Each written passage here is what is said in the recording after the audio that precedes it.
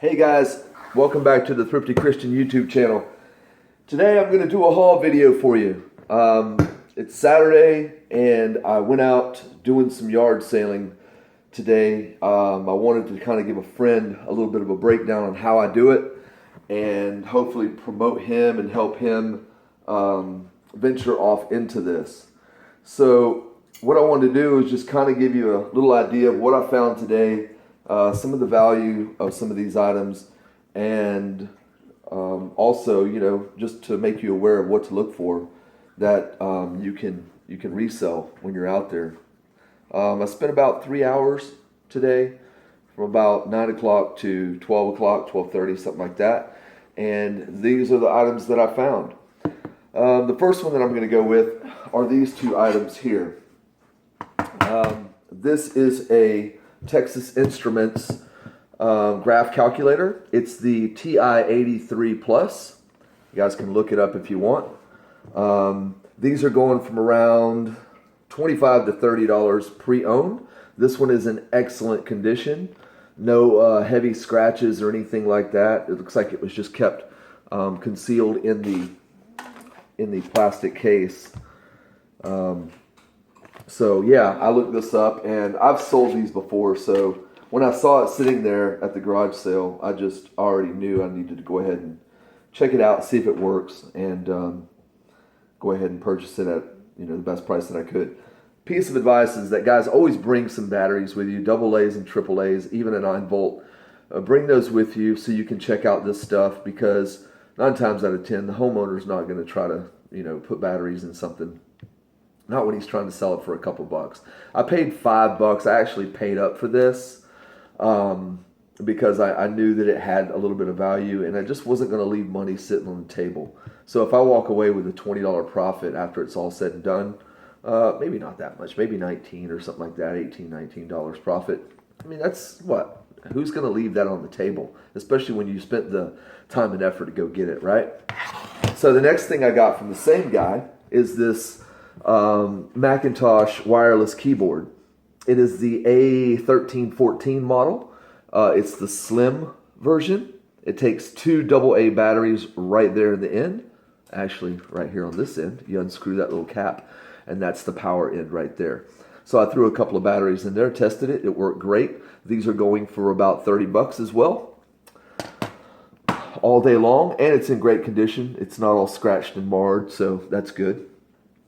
There was a, what was it? It was a estate sale that the couple was handling for an individual, and I found this Philips Norelco shaver. And basically, it's the shaving unit itself. Whenever I see these, I know that they're expensive. So I just do a quick look up on the model. Just to reaffirm what I already know about razors. So first thing I did was powered it on, and it worked. So that was a great sign. The only drawback with this one was that it didn't have the charging cable. But luckily for me, I went on eBay and I found one for $2.50. So now I've got a cable that I've ordered for this. These I paid, believe it or not, I paid $1 for this. These sell for $100 and something brand new. Even if I got $50 for it, I'd be really happy, because it also has this cleaning station with it, and these are a little pricey too, just by themselves. So putting these two items together for $50, 60, even $70, I'm going to do well with that, especially that it works, and it's, it's not all beat up. It's in really great condition. So, also from that same estate sale, I bought this one. There was another one. It was 2 of them. This one, it's not priced as high. It's just a simple body shaver, body groomer, I guess is what it's really called. I got the stand with it, the charging cable and everything, and it works. So good for me. So that works. I mean, I paid $1 for this as well. And, even if I sold it for $15, I mean, that's still, for me, that's still good. I'm not going to use it. By the way, just wanted to include this tip. Guys, whenever you go and buy this stuff, the first thing you should do when you get it home is get a bottle of bleach or some type of disinfectant and just wipe this stuff down. Clean your hands. Especially items like this that have been used for personal grooming. Wipe them down, guys. Just be safe, okay? Get that out of the way. Okay. I also bought this from her. Same thing. So I got 3 items from them. And this is a body massager. This is the Wan Ren. Yeah, the Wan Ren full body massager. And first thing I did, of course, was plugged it in. Whoa. See how this thing feels. Oh, whoa. Woo. Man, that's nice. You know, I've actually never, ever had one of these on my body before. That felt pretty good. Wow, I might have to get my money's worth out of that. $1 before I sell it. My wife's probably going to love me for this one. Okay, so that's tested. I did clean that. Okay, so that's all I got at that garage sale. On to the next items. I don't have any order that I'm doing this in. I'm just kind of doing it as quickly as possible to give you guys an idea of some of the value that I found. My intent, my goal today was to spend $100. I didn't even come close. I didn't even come close to 40, to be honest with you. Actually, yeah, about $40 is all I spent. This book, it is an electrician's journeyman electrician's exam questions and answers book. Before I even looked it up, I asked the gentleman what he was wanting for his books, and he asked $1.50 for this book. I ended up getting it for $1. I priced it on eBay. There's 2 listings, which is very good when you see 2 listings, because that means there's no competition. The first listing was for $75, and the second one was for $100. Now, granted, this wasn't the sold, okay, but this is what people were asking for this particular book. And when he saw me looking at this book, he said, that's the one you need to have because it has all the answers to the exact questions that are on that exam. So I've already got this listed on Amazon, and I'm going to see, I'm going to cross-list it, of course, over to eBay as well. So I'm going to see what happens with it. I felt like $1 is not bad for a book that, somebody would want to spend $70 for, even if I got $50. I mean, I'm in it to turn the money over, so however you want to look at it. This right here, Coleman Lantern. Got this, brand new, in the box, never used. Here's the little, what are these called? The little sacks that you have to connect on the bottom here before you put the gas on it. Forgot what those are called, but never been used. The lady said she bought it to go camping with, and it was a nightmare. Her camping trip was a disaster. She said she spent money on this thing. She had a price tag on it for $10, and her younger college student daughters were there and saw me looking at it, and I didn't even ask anything. The girl just came right out and said, we'll take $2 for that. And I just was stunned. I didn't say anything. It's not like I was trying to, play the old don't show your cards trick. But I mean, no sooner than like 2 seconds later, it seemed like she said, no, we'll take $1 for it. And I just immediately looked at Mom and said, Mom, you might need to teach your daughters over here a little more negotiating skills, because I'm going to feel like I'm robbing you at $1 for this item here, knowing exactly what these are worth. So I ended up giving her $2 for it. I still felt like I robbed her. Felt horrible about it, but hey, if that's what she's willing to pay for it, then that's what she's willing to pay for it. Some shoes. I found these. These are some women's clogs, some professional clogs. They are the non-slip, the tread safe type of soles on the bottom of them. As a matter of fact, that's the name of the brand. They're leather upper, and that's what I like. They're a solid leather upper. They have the memory foam on the inside and the non-slip bottom, and they look brand new. $1. The lady sold them to me for $1, and I was like, okay, that sounds pretty good to me. Okay, over here I bought a Jawbone earpiece, and in this item here, well, probably broke it now. I recharged it, tested it, it works, it's great. I bought this for $5. It's selling for about 50 on eBay. So with it working in its condition, it's got the charging unit, or the USB cord, and it's got some of the other extra earpieces with it that go inside the box. With it in this condition, I'm probably going to get around 40 bucks maybe. So for $5 to earn 40, well, not after fees and all that stuff, of course, But even if I earn 35 bucks for investing 5, that's still good. So this is a Jawbone. The name of this brand, it's not as popular as it used to be, but it still will sell. So put that right there. Okay. I also found some guitar pedals. This particular brand is not a really expensive brand, but however, they are still in very, very good condition. I striked up the conversation with the gentleman that owned them. As a guitarist myself, I've come to recognize when things are very well taken care of, and that pretty much will tell me, whether they work or not, and if they're worth buying. So I paid him full asking price for these pedals. Don't know if I'm going to resell them yet, or if I'm just going to keep them for myself, because I actually needed a few more guitar pedals. I got all these cords and cables with it, and basically it's just a linking system. So I paid $5 for this one, and I paid $5 for this one.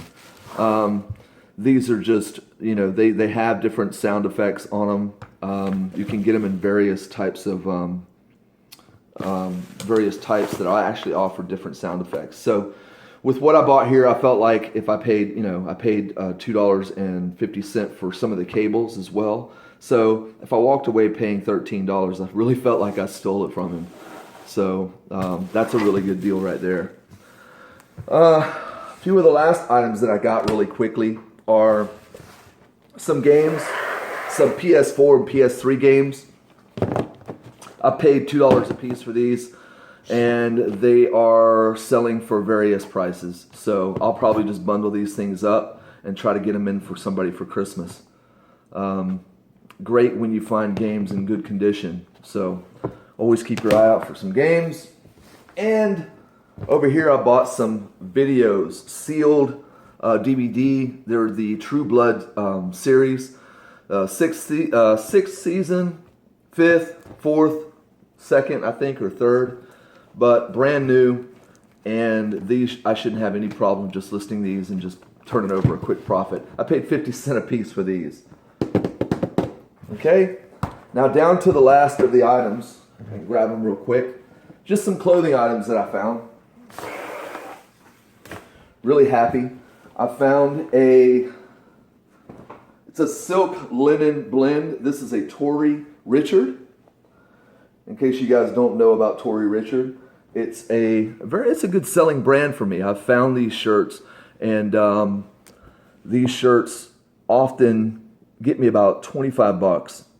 So I paid $1 for each of these 2 shirts.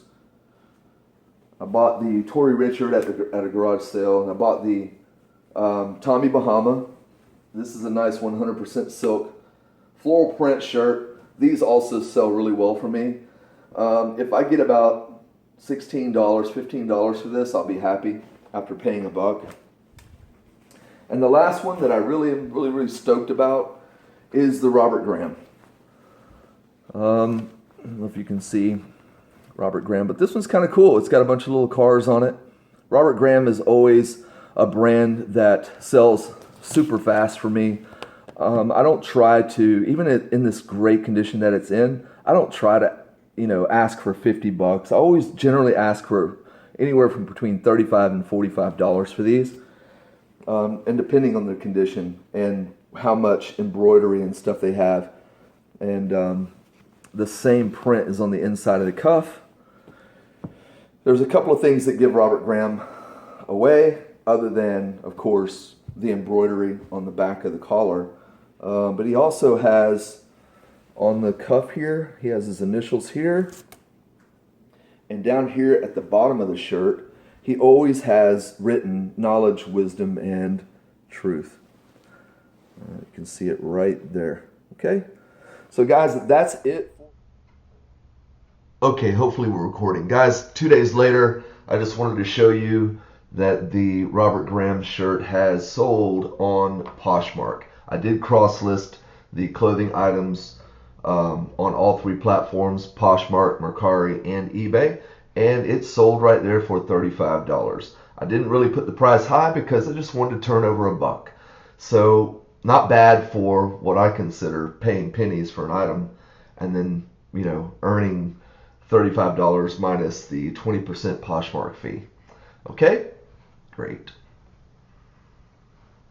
It for my haul. That's my very first eBay yard sale haul. And guys, I hope that maybe some of this information sticks in your head, so that way when you're out there looking for a way to, you know, make an extra buck, you can do it. You can just definitely take your time and look up some of this stuff. Don't worry about people looking over your shoulder or asking you what you're doing. Just you know, be honest with them, you know, and be nice, be courteous.